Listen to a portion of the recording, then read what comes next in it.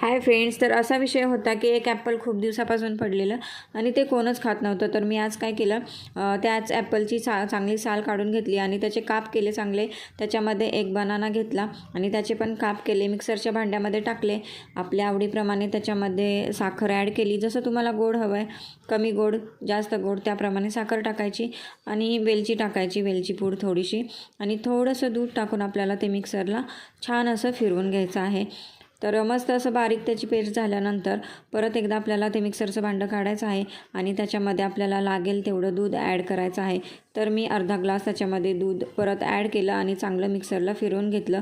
तर रेडी झाला आहे 2 मिनटामध्ये आपला बनाना आणि ॲपलचा मिल्कशेक. आणि खूप हेल्दी असतो हा. कधी पण भूक लागली आपण 2 मिनटात तयार करून पिऊ शकतो. तर बघा, रेडी झाला आहे आपला मिल्कशेक. कसा वाटला व्हिडिओ तुम्हाला नक्की सांगा. आवडला असेल तर लाईक करा, चॅनेलला सबस्क्राईब करा. बाय.